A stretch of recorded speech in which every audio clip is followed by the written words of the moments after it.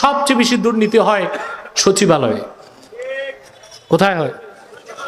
কেন হয়? দুইটা কারণ। শুধু সচিবদের দোষ দিলে হবে না। একজন সচিব, পূর্ণ সচিবের বেতন স্কেল হচ্ছে ৭৮,০০০ টাকা। কত টাকা? আনুষঙ্গিক খরচ মিলে ১ লাখ টাকা।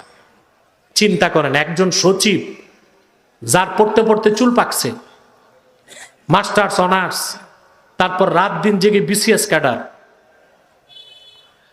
তারপর চাকরি নিয়েছে বাবার ১ বিঘা জায়গা বিক্রি করে, TNO, ENO, ADM, ADC, DC, উপসচিব, তারপর সচিব, তারপর যদি তার বেতন হয় ১ লাখ টাকা, চাকরি নীতি তো জায়গা বিক্রি করতে হয়েছে ৩০ লাখ টাকা, তো এই বেতনে পোষাবে? তখন ঘুষ খাবি কিনা? কথা বলেন। এর জন্য আমার দৃষ্টিতে একজন সচিবের বেতন হওয়া উচিত ১০ লক্ষ টাকা মাসে। সাথে আইন থাকবে, সচিব যদি ঘুষ খায় তার মৃত্যুদণ্ড। হ্যাঁ, তাহা করতে দিবে, আমি হিসাব দিচ্ছি। বাংলাদেশ থেকে বিগত কয়েক বছরে ৭ লক্ষ কোটি টাকার উপরে পাচার হয়েছে। ৭,০০০ কোটি না, ৭ লক্ষ কোটি টাকা। তো সচিবদের বেতন যদি ১০ লাখ টাকা করে হয়, তো মনে করেন ৫০০ কোটি টাকা বেশি বেতন গেল, লাখ লাখ কোটি তো বাঁচবে। ঠিক কিনা? সবকিছুর মূলে হচ্ছে, মূল জবাবদিহিতা হচ্ছে আখেরাতে। এই আখেরাতের বোধ বিশ্বাস নিয়ে নিজেদেরকে তৈরি করতে হবে। আল্লাহ সবকিছুর হিসাব নিবেন কিনা? জোরে বলেন। এই দুনিয়াতে মানুষ রাতের অন্ধকারে এমন গুনার কাজ করে তার স্ত্রী টের পায় না, পাড়া প্রতিবেশী জানে না, কেউ দেখে না। আল্লাহ রাব্বুল আলামিন সব দেখেন, সব শোনেন। মৃত্যুর পর আল্লাহ যখন জিন্দা করবেন, সব হিসাব আল্লাহ মানুষের সামনে তুলে ধরবেন। কোরআনে কারীম আল্লাহ তাআলা বলেন, ইয়াউমা তাজিদু কুল্লু নাফসিম মা আমিলাত মিন খাইরিন মুহদারা ওয়া মা আমিলাত মিন সু তাওয়াদ্দু লাউ আন্না বাইনাহা ওয়া বাইনাহু আমাদাম বাঈদা।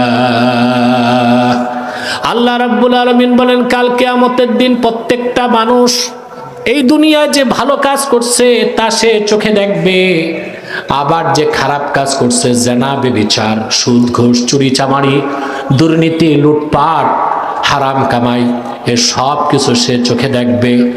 পাপ কাজগুলো যখন দেখবে, মানুষ আফসোস করে বলবে, হায় আফসোস, আমার গুনাহগুলো আর আমার মাঝখানে যদি বিরাট একটা দূরত্ব হয়ে যেত, আমি লজ্জা পেতাম না।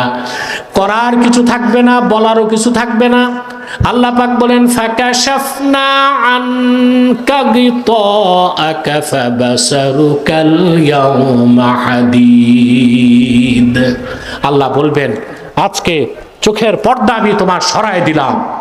দেখো, যে আখিরাতকে বিশ্বাস করো নাই, আমার সামনে হিসাব দিতে হবে বিশ্বাস করো নাই, আজকে তাকায় দেখো, মানুষের চোখের পাতাটাও নড়বে না, লোহার মতো শক্ত হয়ে থাকবে চোখ দুটো। সেই পরকালের বিশ্বাস আমরা হৃদয়ে লালন করে চলবো ইনশাআল্লাহ। আল্লাহ জিন্দা করবেন কিনা আমাদের, আখিরাতে হিসাব নেবেন কিনা, সেই আখিরাতের বোধ বিশ্বাস হৃদয়ে লালন করে আমরা চলতে চাই, তাহলে আমাদের জীবন হবে সুন্দর, আচরণ হবে সুন্দর, কাজকর্ম হবে পরিমার্জিত, এবং আমাদের পাহারা দেবার জন্য পুলিশ লাগবে না, গোয়েন্দা সংস্থা লাগবে না, আমাদের জন্য দুদক লাগবে না। যে আখিরাত বিশ্বাস করে সে জানে দুদক কমিশনার দেখার আগে 2 কাঁধে 2 কমিশনার আছে। এই বিশ্বাস যার আছে সে ঘুষ খাবে, দুর্নীতি করবে, চুরি করবে? আল্লাহ তাআলা আমাদেরকে এই কথাগুলোর উপর, সকল যুগের কাফেররা আখিরাতকে অস্বীকার করতো কিনা বলেন?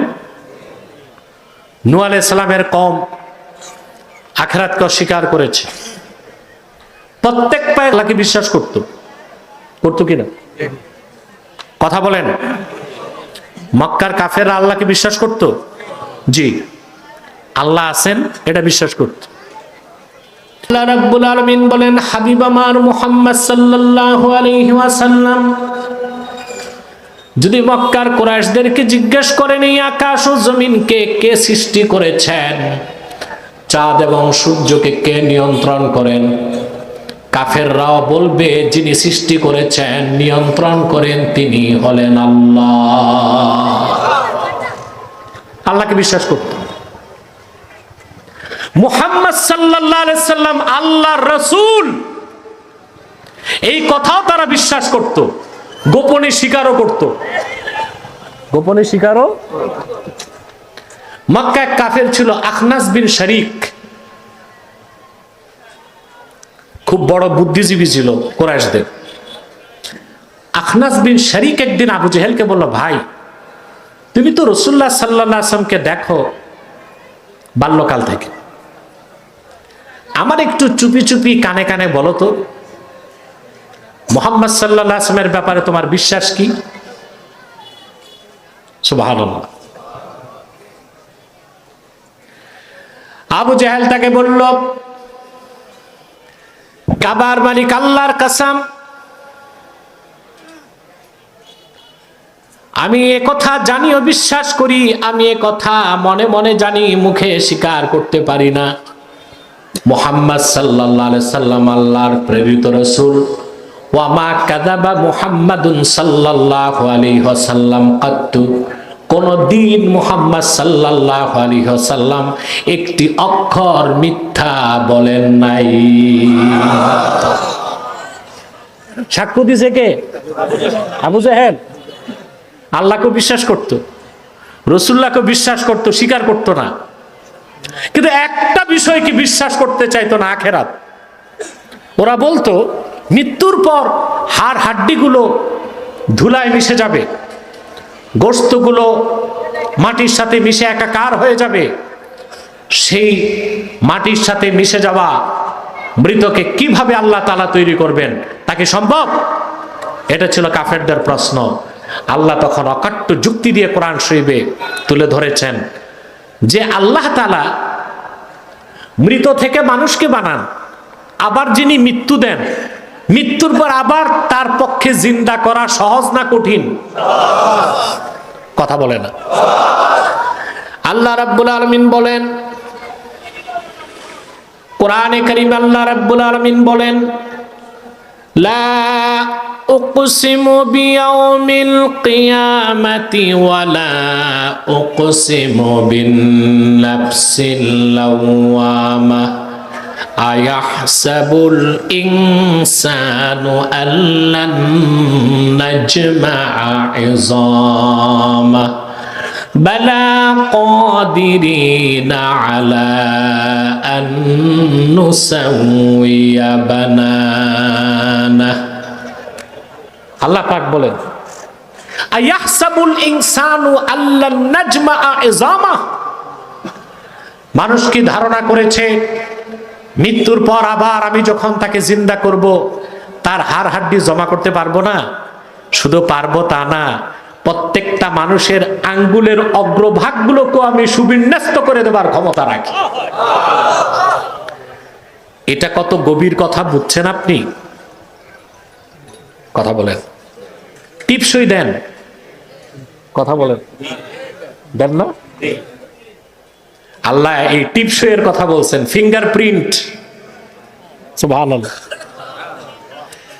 পৃথিবীতে সিকিউরিটির জন্য, দলিল প্রমাণের জন্য যতই সাইন স্বাক্ষর থাক, টিপসই লাগে কি না? সাইন নকল করা যায়, টিপ। এই পৃথিবীতে যদি 800 কোটি মানুষ থাকে, 800 কোটি মানুষের কারো বৃদ্ধাঙ্গুলের রেখা বা ছাপের একজনের সাথে আরেকজনের সাদৃশ্য নাই। আছে?